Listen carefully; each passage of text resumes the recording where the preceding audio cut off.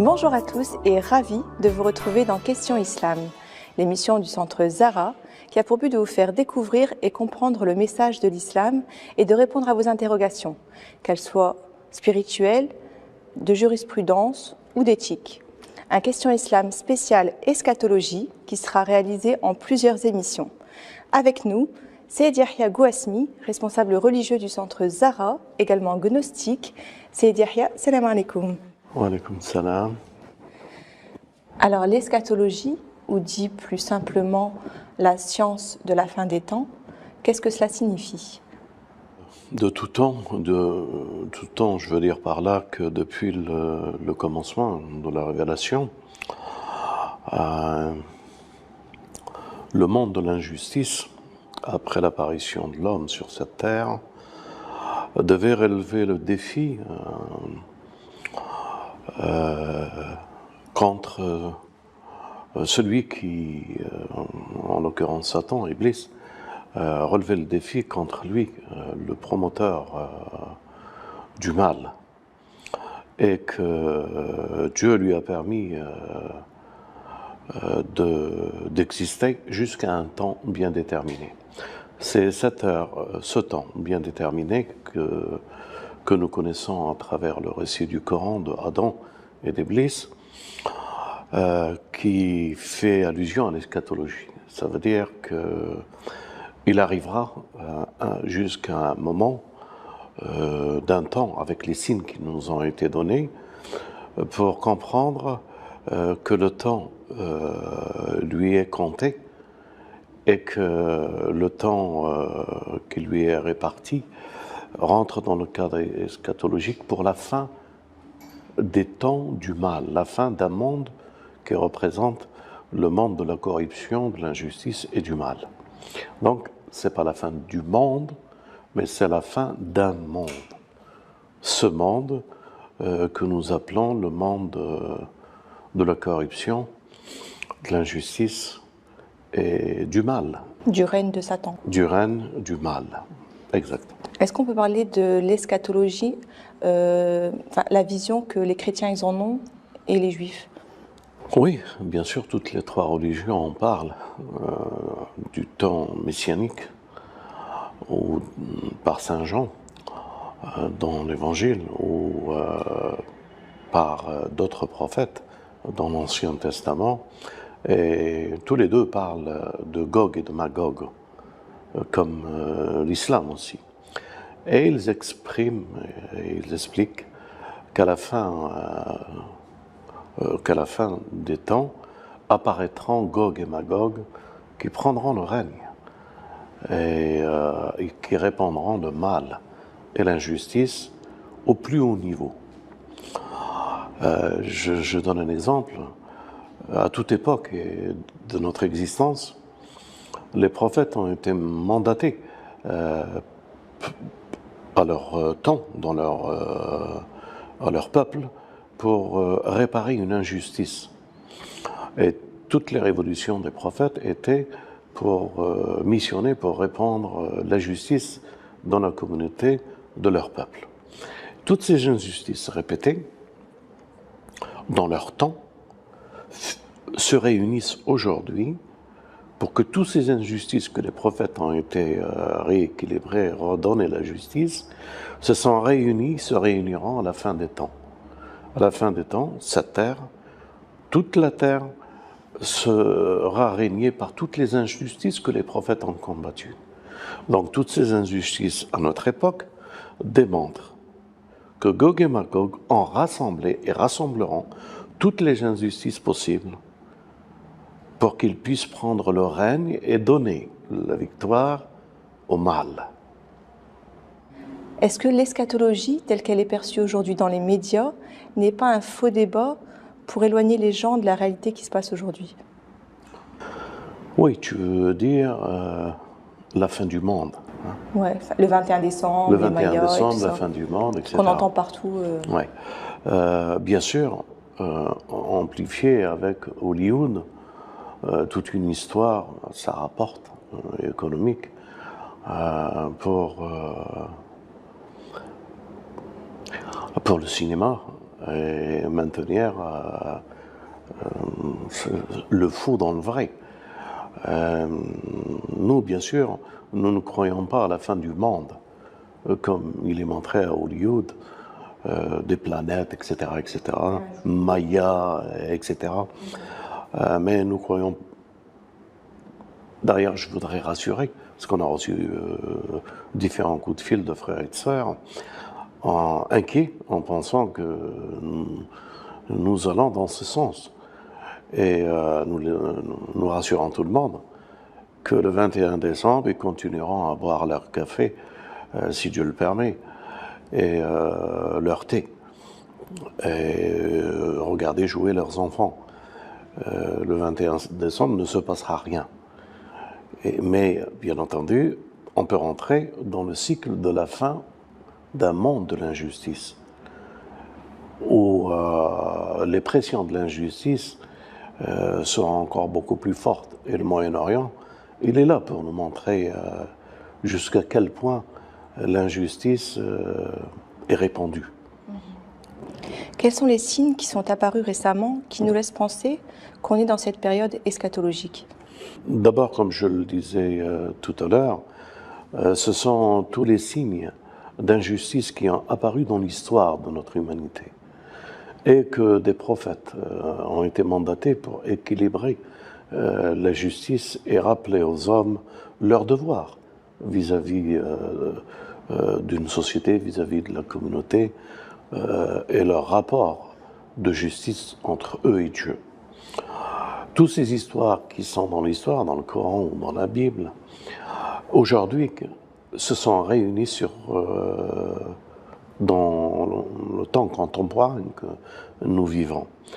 Par exemple, je donne un exemple, Lot et son injustice, le peuple de Lot et son injustice, le peuple où Pharaon et le peuple des enfants d'Israël, c'est-à-dire la domination, le despotisme, etc., l'esclavage. Je ne prends que ces deux histoires, mais il y en a toutes les histoires. C'est une histoire d'un prophète qui va rétablir la justice. Toutes ces histoires, aujourd'hui, on les trouve présentes dans l'actualité. Le peuple de Lot est présent, et encore revendicatif, et avec tout ce qu'on entend, le mariage pour tous, etc., etc. Donc, le despotisme, les crimes, l'esclavage d'un peuple. Aujourd'hui, l'Amérique, elle est à l'Occident. Israël, l'État-uni d'Israël, et ce qu'elle fait. Donc, toutes ces histoires qui sont dans l'histoire antécédente des prophètes se sont réunies. Et ça, c'est un signe. Deuxième signe, bien entendu, il y a le Coran pour nous, qui est l'un des signes qui nous montre, où il y a des versets qui montrent les signes eschatologiques.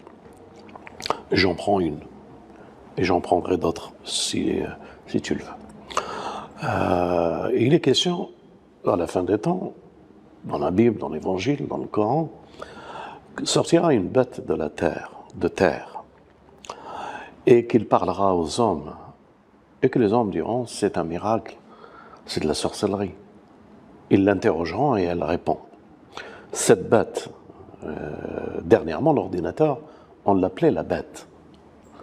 Elle est faite de terre, comme le Coran le dit. L'ordinateur est fait de silicium. Donc, l'ordinateur fait partie de l'eschatologie islamique, des signes de l'eschatologie islamique, comme il y en a d'autres aussi. Oui, et on ne peut pas parler d'eschatologie sans rentrer dans la sourate du Coran, la caverne. Par exemple. Pourquoi? Par exemple. Eh bien, parce qu'elle comporte à elle des signes. Et selon notre bien-aimé, il nous a conseillé de la lire ou de lire une partie de cette sourate et que nous serons préservés de Gog et Magog. Parce que dans cette sourate, il y a Gog et Magog et le retour de Gog et Magog. Et il y a une autre sourate, c'est la sourate Les Prophètes, où on parle de Gog et de Magog. Est-ce que vous pouvez nous expliquer c'est quoi exactement Gog et Magog? D'accord, mais peut-être que... Ou ce que le Coran dit? Oui, le Coran, il dit, en parlant dans la sourate Al-Anbiya, les prophètes, que Dieu a châtié un peuple et qu'il l'a mis en esclavage et qu'il l'a dispersé sur cette terre, d'une ville, d'une région. Et 3000 ans après, Gog et Magog les ramèneront, ces gens-là. Nous savons que cette région, c'est la Palestine, et cette ville, c'est Jérusalem. Donc, dans l'histoire des enfants d'Israël, le détournement et la malice parmi certaines personnes de ces gens-là ont fait qu'ils se sont détournés de la voie qu'il leur est révélée. Et Dieu, à travers l'histoire, et cette histoire, elle est dans les livres, les a fait sortir et pris en esclavage et dispersés un peu partout. En l'occurrence, c'était la Syrie de l'époque, non, c'était l'époque irakienne où Nabuchodonosor qui est venu et qui les a fait, il a été très dur et qui les a mis en esclavage. Et bien sûr, cette sourate Al-Anbiya, elle parle aussi qu'après, Gog et Magog les ramèneront. Alors, Gog et Magog, un concept que nous allons peut-être en parler, qui sont-ils? Mais d'abord, continuons ce verset. Il dit que Gog et Magog les rassemblera dans la fin des temps et il les ramènera en Palestine, à Jérusalem, et qui prendront le contrôle avec l'aide de Gog et Magog. Quand tu étudies l'histoire du sionisme, ce qui s'est passé en Europe, et puis après, l'ONU, acheté par Rockefeller, le terrain, bâti, financé par le sionisme, Rockefeller, Morgan et Rothschild, tout ça montre que l'ONU, une conception de l'Occident, durant cette époque, les pays arabes, les pays musulmans colonisés, ils ont voté une loi, quelques mois après qu'ils ont bâti ce machin, comme disait De Gaulle, et qu'ils ont réinstallé les enfants d'Israël, ou ceux qui prétendent l'être, en Palestine. Donc, cette histoire eschatologique, nous sommes rentrés dedans depuis quelques années avant 1948, et que nous poursuivons la voie eschatologique de tout ce qui s'est passé quelques années avant 1948. Donc nous sommes en plein eschatologie, et l'histoire de la science islamique ou chrétienne ou juive ont dans leur livre cette histoire. Et aujourd'hui, les signes sont tellement évidents que nous savons que nous sommes en train de vivre les quelques années, mais très très peu d'années, dans cette eschatologie, pour que la fin de ce monde d'injustice, est pour bientôt. Ouais, d'accord. Donc, qui sont-ils? Voilà. Eh bien, qui a ramené, comme le Coran le dit, dans la sourate Les Prophètes, les enfants d'Israël en Palestine? Il y a d'abord Gog et Magog. Ce n'est pas des juifs. Je dis juifs religieux, hein? Pas sionisme, c'est le sionisme. Mais ce n'est pas les juifs. Il ne faut pas penser que ça peut être un juif. Il ne faut pas penser non plus que ça peut être un chrétien. Des hommes chrétiens, Gog et Magog, c'est-à-dire le mal. Il ne faut pas non plus penser que c'est des musulmans, ni que c'est des blonds, ni que c'est des noirs, ni que c'est une race humaine bien déterminée. Mais c'est plutôt un ensemble de choses que nous définirons, qui seront pris et supportés, où une partie de l'humanité adhérera à Gog et Magog, et qui le suivront. Donc, la séduction de Gog et Magog, ils peuvent séduire la planète entière, excepté une exception, qu'ils ne tombent pas dans ce piège. Alors, Gog et Magog, c'est une conception, c'est une réflexion qui est manipulable, gérable par le mal et qui est diffusée à travers le monde. C'est une conception, une idée. Alors, qu'est-ce qu'il y a derrière cette conception et cette idée? L'individualisme, créer ce climat pour que l'homme devienne individuel et qu'il ne reste pas umma. C'est la pseudo-liberté individuelle de faire ce que tu veux. C'est la pseudo-démocratie, c'est la pseudo-laïcité, c'est toute cette conception qui font que la terre tout entière va être séduite et qu'à travers cette démocratie, on a pu voter, soi-disant, cette loi qui permettait le retour et la prise de terre de la Palestine par le sionisme. Donc, Gog et Magog, c'est un mélange de l'économie, les banquiers que je viens de citer, et de la politique.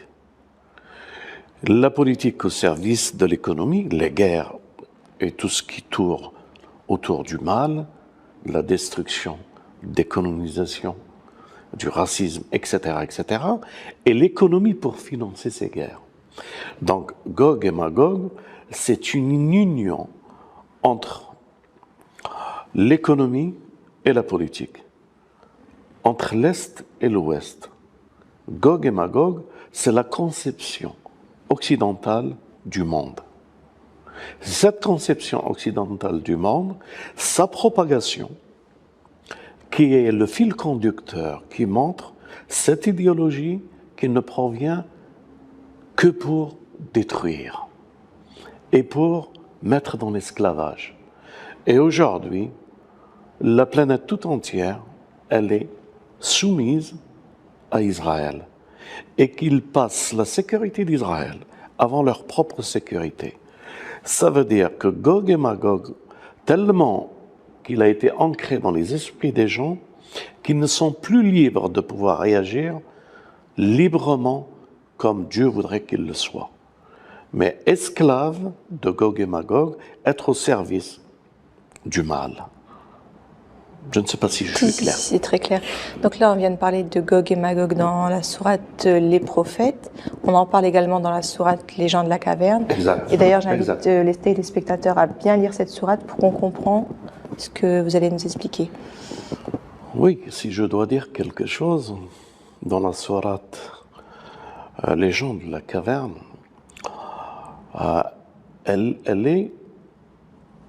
il y a 3 histoires avec une parabole.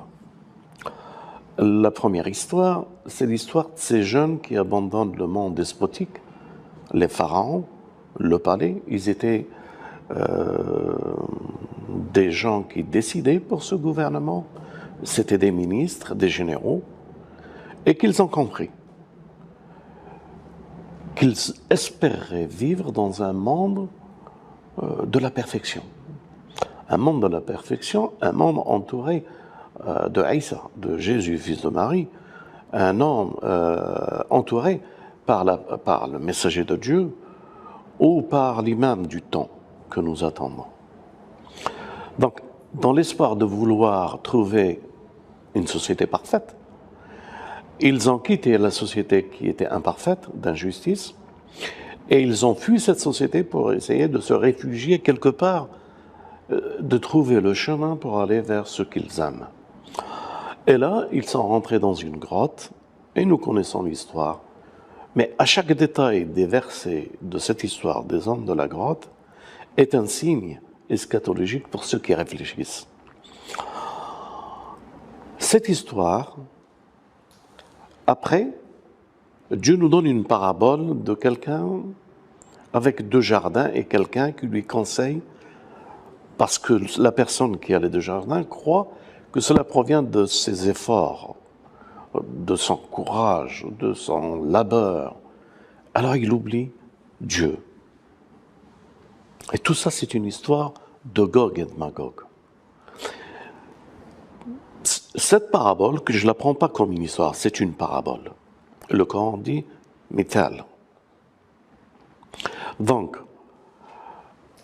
deuxième histoire, qui n'est pas une parabole, c'est Khidr et Moïse. Moïse et son maître, pour apprendre la sagesse. Cette histoire de Moïse et de Khidr, Khidr était avec Moïse parce que Moïse voulait apprendre de Khidr la sagesse. Et bien sûr, il devait l'accompagner et faire 3 voyages. Et c'est ça le plus important. 3 voyages que Moïse et Khidr ont vécu. Comme les 3 histoires qu'il y a dans... Là, les 3 se répètent avec Moïse et Khidr. Khidr travaillait pour la miséricorde du futur pour les hommes, eschatologique, tandis que Moïse était là pour juger le présent. Donc, 2 conceptions, le temps présent et sa justice avec Moïse. Pourquoi tu fais un trou dans la barque? Tu veux faire couler les habitants de cette barque, les propriétaires? Pourquoi tu tues un enfant innocent? Pourquoi tu construis un mur dans les 3 voyages?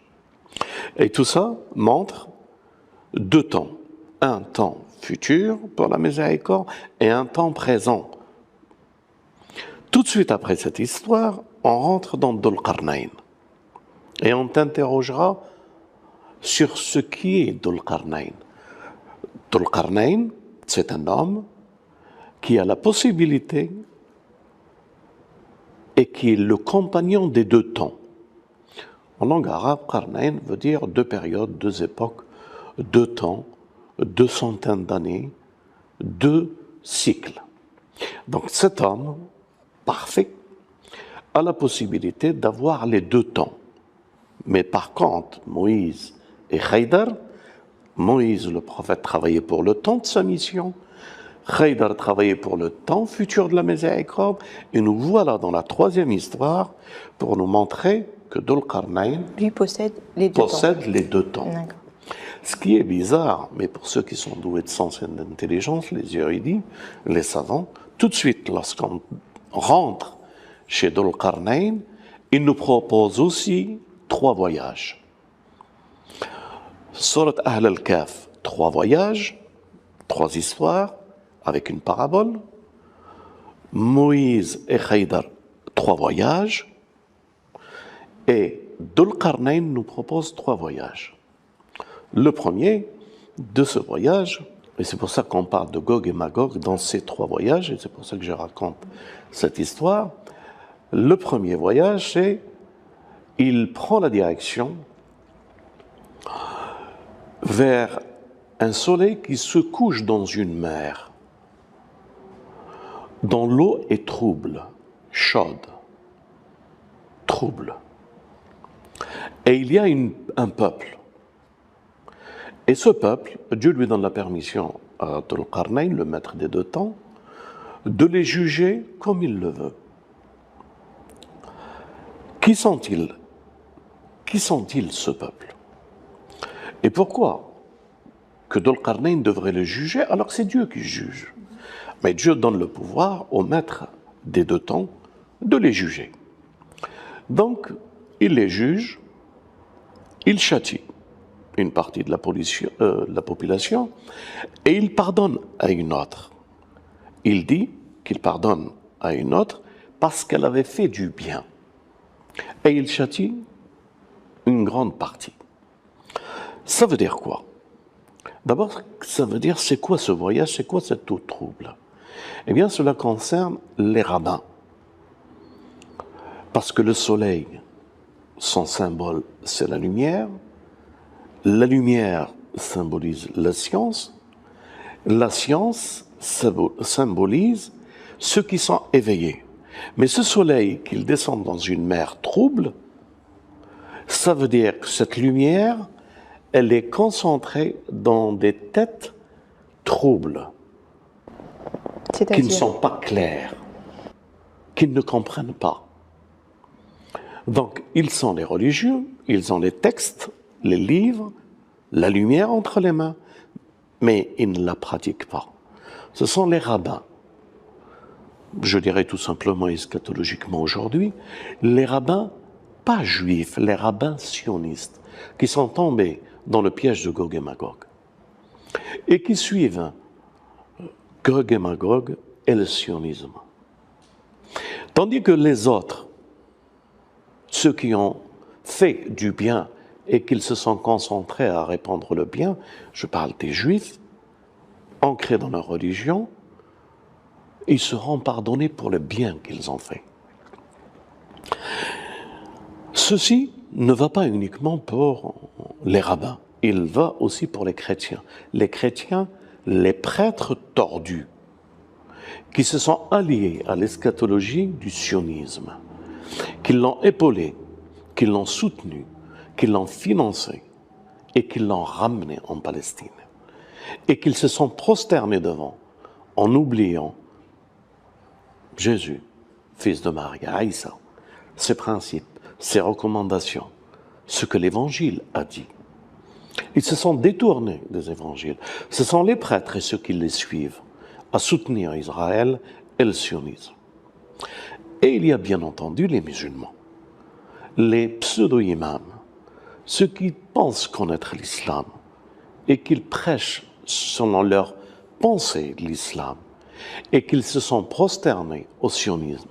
Ce sont les pays arabes, sans aucune exception, bien entendu, excepté.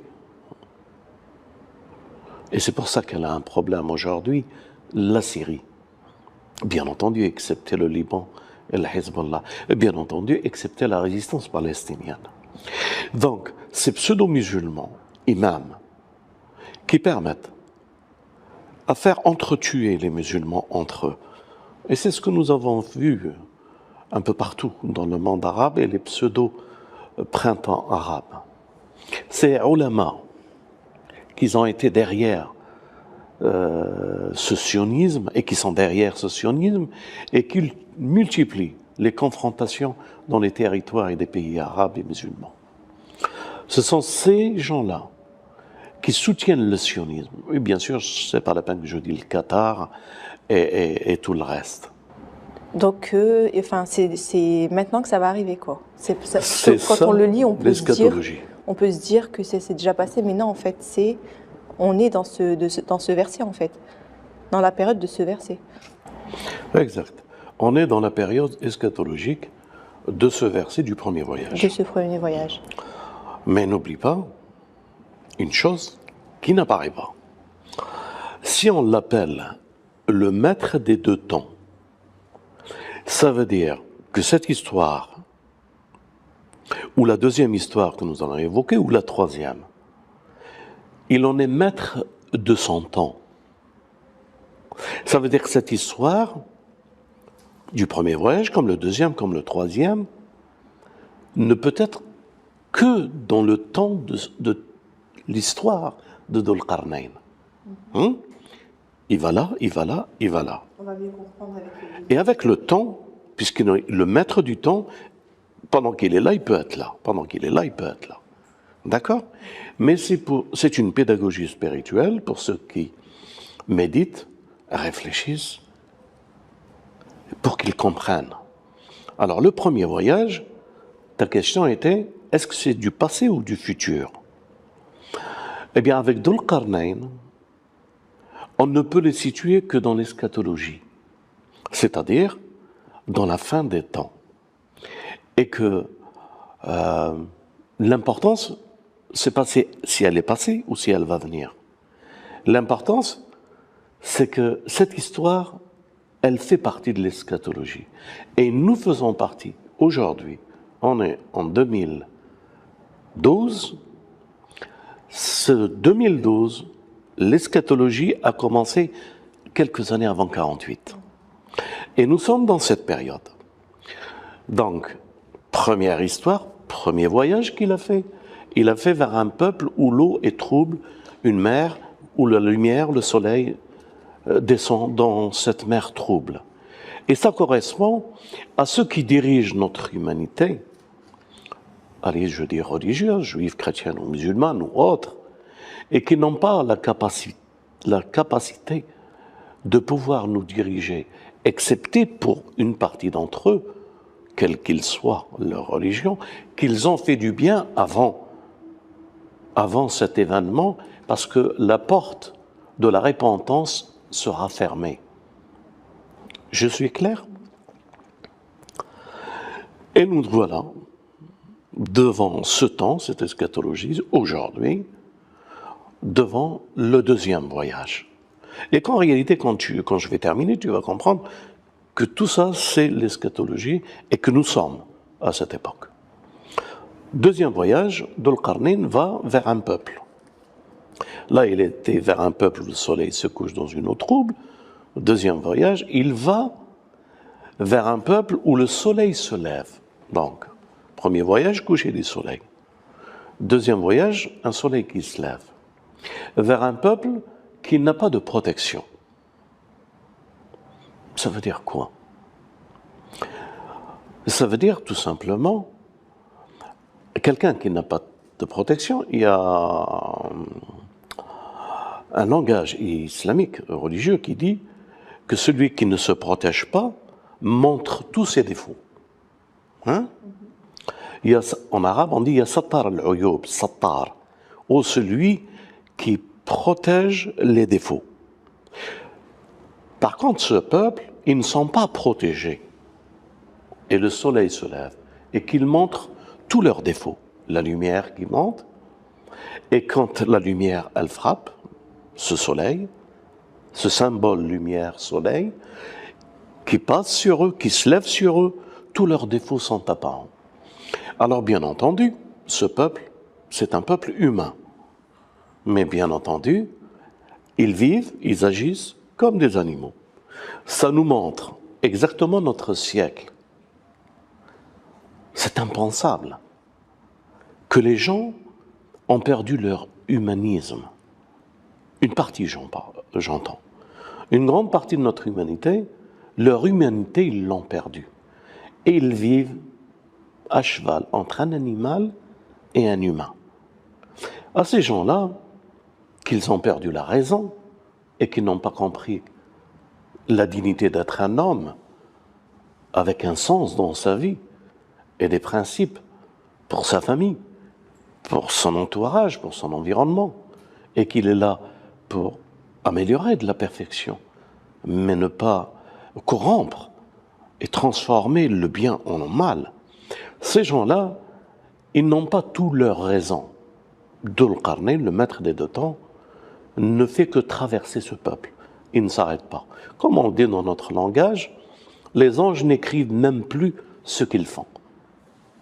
Ni humains, ni hommes. Pour ne pas dire plus de ce voyage où le soleil se lève. Mais pour que les gens doués de sens comprennent ce que cela veut dire. Pour nos savants et nos érudits musulmans, ils pensent que c'est des pygmées, des gens qui vivent tout nus, etc., etc. Et même des gens qui sont dans l'eschatologie à une étape quand même supérieure, et ils pensent encore ça. Mais c'est pas grave. Alors, il peut les prendre pour des gens qui ont la peau pygmée ou je sais pas trop quoi, et qu'ils n'ont pas la sécurité, la protection du soleil. C'est littéral ça, mais c'est pas le symbole. En somme, il nous reste maintenant le troisième voyage. Dieu dit que Dhul-Qarnayn se dirige maintenant vers un peuple qui ne comprenne pas le langage. Bizarre. Ça veut dire quoi? Qui ne maîtrise pas le langage. La yafqahuna al-qawl. Ce troisième peuple. Qui sont-ils? Et il les trouvera entre deux barrières. C'est-à-dire entre deux vallées, entre deux murs. Ils seront au milieu. Et lorsqu'ils verront Dhul-Qarnayn, ils le reconnaîtront. D'abord, qu'est-ce que ça veut dire ces deux murs? Ensuite, comment ça se fait qu'ils le connaissent? Et qu'ils lui disent, il y a Dhul-Qarnayn, au maître des deux temps, nous voulons te rétribuer si tu nous construis un mur contre Gog et Magog. D'abord, un peuple qui ne connaît pas le langage. Ça veut dire quoi? Je vais y venir. Un peuple qui est entre deux murs. ou de vallées, et qu'il demande la construction d'un troisième par Dhul-Qarnayn pour qu'il les protège de Gog et Magog. Et c'est là le secret de tout ce que nous sommes en train de dire, et c'est là le secret de toute l'eschatologie islamique, ou l'eschatologie tout court, chrétiens, juifs ou musulmans. C'est incroyable. Depuis 14 siècles passés, qu'on est en train, et même plus, l'Évangile et la Bible, que nous avons les textes devant nos yeux, mais nous ne comprenons pas ce que ça veut dire. Que veut dire un peuple qui ne maîtrise pas le langage? Pourquoi Dieu nous dit que c'est un peuple qui ne maîtrise pas le langage? L'autre peuple, là où le soleil descend sur une mer trouble, nous l'avons compris. Rabbins, juifs, musulmans, bouddhistes, et qui ont la tête congelée. Et ils maîtrisent. Ils se prennent pour des imams, ils se prennent pour des prêtres, ils se prennent pour des rabbins, mais qui n'ont aucune substance, aucun parfum, aucun goût de la spiritualité.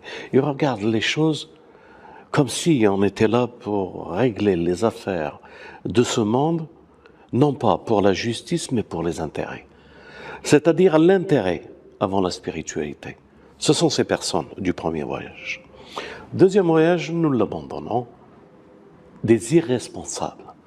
Troisième voyage, les gens qui ne comprennent pas le langage. Qui sont-ils? Mais qui connaissent Dhul-Qarnayn et qu'ils connaissent la sécurité, enfin qui connaissent et qu'ils ont bâti entre deux mains. D'abord, je commence par bâti, puis après je reviens en langage. Ce sont des gens qui ont compris que Gog et Magog, ils doivent s'en protéger parce qu'il est une conception, une idéologie. Le soleil se lève à l'ouest, non, il se couche à l'ouest et il se lève à l'est. Et là, le voyage se termine au milieu, c'est-à-dire une muraille à l'est et une muraille à l'ouest. Ça veut dire que ces gens ont compris que les idéologies, qu'elles soient de l'Est comme de l'Ouest, c'est Hajouj et Majouj. C'est une conception. Et ils font toutes leurs possibilités pour se protéger. Mais ils n'arrivent pas. Comment ça se fait, ils n'arrivent pas? Eh bien, tellement la pression elle est forte, tellement les moyens mis par Hajouj et Majouj, économie et militaire, tellement leur influence dans les médias mensonges, dans la propagande, tellement qu'ils ont une puissance de transformer. Ils prennent nos enfants et ils les forment et ils les transforment pour devenir des petits Gog et Magog, en leur donnant des conceptions fausses, en les instruisant alors qu'ils ne font que détruire nos enfants. Ce sont ces gens-là. Ils ont compris qu'ils peuvent se protéger de l'influence de l'Occident, de l'Est comme de l'Ouest. Ce sont les deux murailles, mais qui n'arrivent pas parce que Gog et Magog est trop fort. Et ils demandent à Dhul-Qarnayn de leur donner la sécurité et de construire ce mur. Nos religieux savent ce que je suis en train de dire et ils le comprennent. Et leurs disciples comprennent de quoi je parle sans que je le dise. Il voulait donner un tribut. Il a dit, j'ai auprès de Dieu une richesse beaucoup plus grande que celle que vous me proposez. Mais si vous voulez que je vous aide pour construire ce mur que vous demandez, alors aidez-moi. Avec force, venez avec moi. Soutenez-moi. Allez chercher du fer et du cuivre. Faites du feu. Soufflez. Faites couler le fer et le cuivre. Et nous ferons cette barrière. Mais qu'est-ce que c'est que tous ces symboles? Et pourquoi cette alchimie? Pourquoi ce fer? Pourquoi ce mélange? Pourquoi que nous devons l'aider alors qu'il est le maître des deux temps? Il veut que nous participons. Bien sûr, il y a des savants qui disent qu'il faut que lui, il fasse. On attend qu'il vienne. Il faut que c'est lui qui le fasse. C'est exactement ce qu'il nous propose, cette parabole, où ces gens disent, on attend pour qu'on change les choses. Alors que nous disons, non, il faut qu'on participe. Et c'est le temps présent. Alors pourquoi Dieu dit qu'ils ne comprennent pas le langage? C'est bizarre. Une fois que Dieu dit, la yafqahuna al-qawl, tout de suite après, il leur donne la parole. Oh, Dhul Qarnayn, pourrais-tu nous aider à construire en te rétribuant? Ça veut dire qu'il ne s'agit pas de la communication entre Dhul Qarnayn et ce peuple. Ça veut dire qu'ils ne connaissent pas un langage. C'est quoi ce langage? Ils ne connaissent que l'apparence du Coran, mais ils ne connaissent pas la profondeur de la science et de la sécurité du Coran.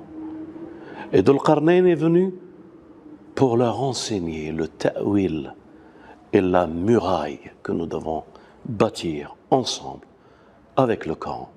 Le messager de Dieu, si vous lisez une partie de Surat Ahl al-Kahf, Dieu vous donnera la sécurité contre Hajouj et Majouj.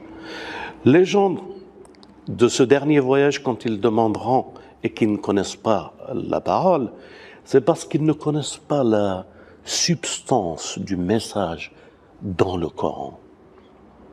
Ils connaissent l'apparence du Coran, ils connaissent l'histoire, mais ils ne connaissent pas la réalité de la sécurité, de la grandeur de ce livre, qui néglige de le prendre comme protecteur, comme secoureur, comme allié, comme ami, comme faisant partie de nous-mêmes.